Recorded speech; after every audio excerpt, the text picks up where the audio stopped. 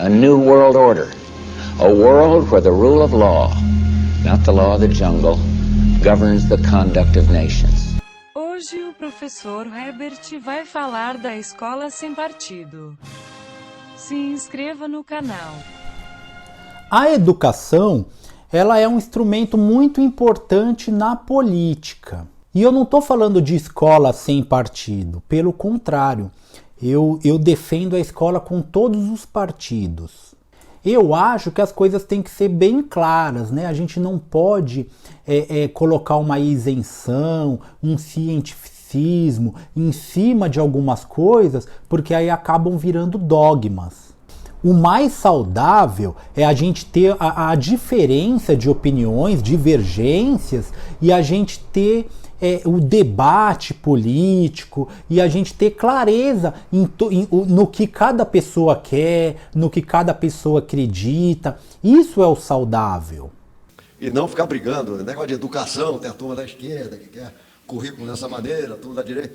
Pô, tem que fazer alguma coisa que funcione, que seja bom, né? E, como dizia o Deng, na China não faz diferença se o gato é branco ou preto, mas tanto que ele caça o rato. Quer dizer, nós temos que caçar mais o rato e acabar com essa briguinha de esquerda e direita, fazer as coisas que são necessárias e pragmáticas, né? Pragmáticas, né?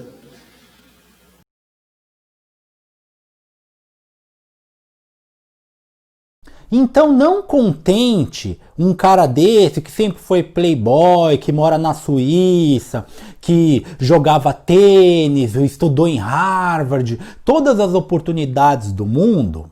Ainda ele forma monopólio com a ajuda do BNDES, que é o nosso dinheiro indo para ele, fazendo a dívida pública aumentar, ou seja, nosso dinheiro ainda vai pagar juros da dívida pública, e aí ele deve ter também dinheiro para emprestar para o governo de uma outra forma, e aí ele lucra com esses juros também, ou os amigos dele que lucram. E aí, com esse monopólio da cerveja, ou um monte, né? Ele não é dono só de uma coisa. Então é a cerveja, é o Burger King, lojas americanas. Então, com todos esses monopólios, ele ainda estraga a concorrência, faz eu tomar uma cerveja ruim, um mijo de cavalo, pagar caro por essa porcaria. E não satisfeito, ele ainda quer influenciar na política e na educação. Por exemplo, a Base Nacional Curricular. Então, essa BNCC, né, essa Base Nacional Curricular, ela é o currículo geral, centralizado, de que todas as escolas devem se guiar por ela. E aí, fazendo uma pesquisa rápida aqui, eu descobri que ele foi um dos caras mais importantes para a aprovação da BNCC. O que um cara desse, da Ambev, está influenciando na educação? Fico animado vendo o que está acontecendo com a base comum de educação e espero que aconteça em outras áreas também, né? Legal, é isso que o Jorge Paulo está falando. A gente fez um movimento pela Base Nacional Comum, que a Fundação Alemanha é a secretaria executiva desse movimento, que advogou pela construção de uma base comum no Brasil e que conseguiu reunir gente das mais diversas correntes da educação, pessoas de partidos políticos diferentes. E o ápice foi aquele artigo que saiu recentemente no jornal com pessoas que participaram das candidaturas do PSDB, do PT e da Rede, assinando juntas um artigo em prol de uma causa da educação. É uma coisa que a gente tem visto pouco, realmente.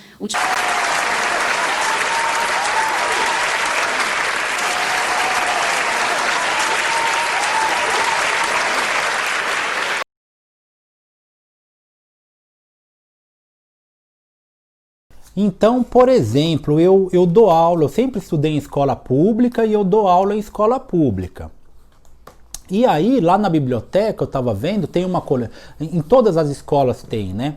Uma coleção que quando o Ministério da Educação completou 80 anos, eles lançaram, na época, o Fernando Haddad, que era ministro da Educação, lançou uma coletânea de livros, ditando os rumos da educação.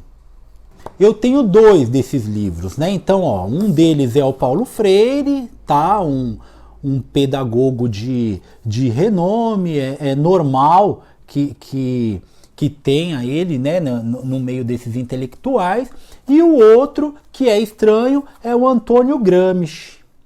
Olha só, o Antônio Gramsci, ele não foi pedagogo, por isso que é muito estranho.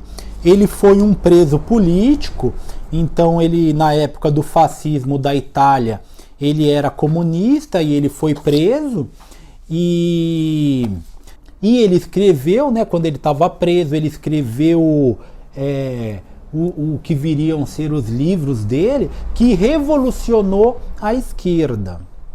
Porque o que ele escreveu é que a revolução não deveria mais vir armada, como já aconteceu, né, com ditaduras, com morte, com sangue. Ele defende a revolução através da cultura, da educação, da arte, o que ele chamava de inteligência. Então, ele defendia que as pessoas iriam virar socialista sem saber que eram socialistas. Por quê? Porque os intelectuais iam moldar, ia fazer essa hegemonia cultural. E é muito interessante ele estar lá nessa coletânea de livros assinada pelo Fernando Haddad, né? Então olha aqui, quem assinou foi o Fernando Haddad, e aí a gente pode ver algumas partes que ele fala aqui. Olha lá, a educação é um campo no qual a teoria e a prática, a cultura e a política inevitavelmente se confundem. Então, ele está falando que a educação se confunde com a política, o que é normal. E sim, todos os professores, todos os jornalistas, todos os escritores, todos os músicos, todo mundo tem uma ideologia. Mesmo que não seja algo consciente, mas acredita num corpo de conceitos. E é importante que a gente saiba disso e que a gente admita isso. Porque quando a gente nega isso, a gente fica com aquela coisa da isenção, só que é uma isenção mentirosa, porque a gente tá coibindo um outro tipo de pensamento e defendendo só aquele pensamento com o nome de neutralidade. Por exemplo, esse ódio ao capitalismo. Isso é uma coisa comum. No livro do Paulo Freire, né? Eu não falo mal do Paulo Freire, porém o Paulo Freire era um pedagogo muito bom, mas que era um ativista político e ele deixava isso claro. E tudo bem. Só que isso também deve ser confrontado, deve ser debatido. Então, por exemplo, olha no livro Pedagogia da Autonomia. A ideologia fatalista, imobilizante, que anima o discurso neoliberal, anda solta no mundo, com ares de pós-modernidade. Insiste em convencer-nos de que nada podemos contra a realidade social, que historicamente e culturalmente passa a ser ou virar quase natural. Frases como realidade é assim mesmo, o que podemos fazer? Ou desemprego no mundo é uma fatalidade do fim do século. Expressam bem o fatalismo desta ideologia e sua indiscutível vontade imobilizadora. Ou seja, ele está falando que o neoliberalismo é fatalista e imobilizador. Que o neoliberalismo fala, você é pobre e você vai continuar pobre. Isso é um fatalismo. E é esse pensamento que é o pensamento hegemônico, principalmente dos professores, dos diretores de escola, do pessoal da educação. Eu acho importante que tenha gente que pense assim, e pode pensar, pode ter crítica contra o capitalismo, contra o neoliberalismo, é normal que tenha. Porém, o que acontece é que parece que isso se torna uma verdade absoluta. E o outro lado nem tem espaço, nem existe o comentário, nem existe a discussão, o debate. Por exemplo, eu estava numa reunião lá da escola, né, formação de professores, escola do estado, e aí num dos slides lá que a diretora estava passando, ela falou exatamente isso, falando, a gente não forma um aluno para o neoliberalismo. E aí eu, com toda a educação, levantei a mão e falei, calma, primeiro, o que é o neoliberalismo? E aí eu vejo as pessoas muito criticando, né? Fala, o obscurantismo, estão negando a ciência, a terra plana. Então as pessoas ficam falando dessas coisas, o que, lógico, é um absurdo. Você fala, a terra é plana, lógico que é um absurdo. Lógico que negar a ciência é um absurdo. Porém, isso também é feito quando a gente fala de política, quando a gente fala de economia. Porque as pessoas vão lá e falam, neoliberalismo, igual ele falou aqui, e é mentira isso que ele falou. O neoliberalismo, não. Primeiro você tem que definir o que é neoliberalismo. Na verdade nem existe. Na verdade não existe algum escritor que fala assim, eu sou neoliberal. Isso aí não existe. O que as pessoas falam, né, se você colocar no Google aí neoliberal, eles vão falar da escola de Chicago, da escola austríaca, von Mises, Hayek, o Milton Friedman. Porque, na verdade, eles são liberais clássicos, só que como eles são mais novos, então eles são lá 1930, 40, 50, 60, então eles já abordaram os temas que têm mais a ver com a nossa realidade. E aí foi o chamado neoliberalismo.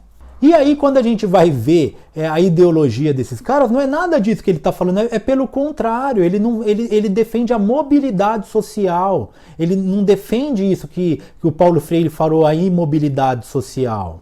O Milton Friedman, por exemplo, ele tem um livro que chama Capitalismo e Liberdade. Ó já o nome do livro, Capitalismo e Liberdade. Não é capitalismo e exploração, capitalismo e vivam os ricos e morram os pobres. Não, capitalismo e liberdade. Tem um capítulo que ele dedica só para a educação. Como que o Estado deve prover a educação?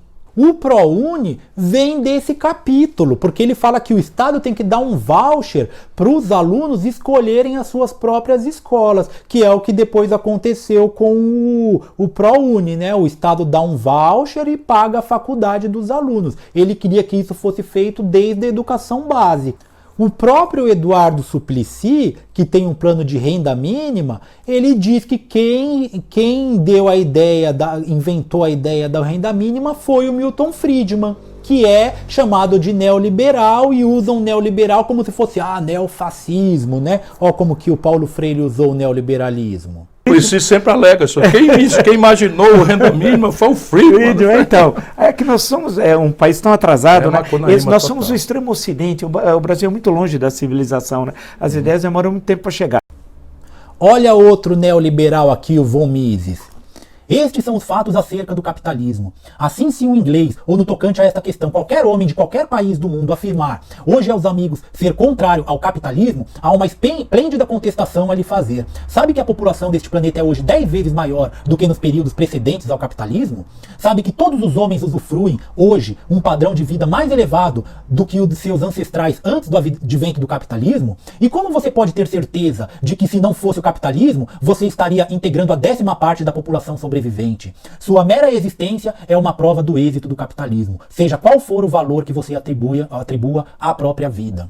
Não obstante todos os seus benefícios, o capitalismo foi furiosamente atacado e criticado. É preciso compreender a origem desta aversão. É fato que o ódio ao capitalismo nasceu não entre o povo, não entre os próprios trabalhadores, mas em meio à aristocracia fundiária, a pequena nobreza da Inglaterra e da Europa continental. Culpavam o capitalismo por algo que não lhes era muito agradável. No início do século XIX, os salários mais altos pagos pelas indústrias aos seus trabalhadores forçaram a aristocracia agrária a pagar salários igualmente altos aos seus trabalhadores agrícolas. A aristocracia atacava a indústria criticando o padrão de vida das massas trabalhadoras. E é isso que deve haver. Deve ter gente que tem crítica ao capitalismo, que é de esquerda, é socialista, social-democrata, nacional-desenvolvimentista, e também deve ter gente que defenda o capitalismo, é o que está em falta.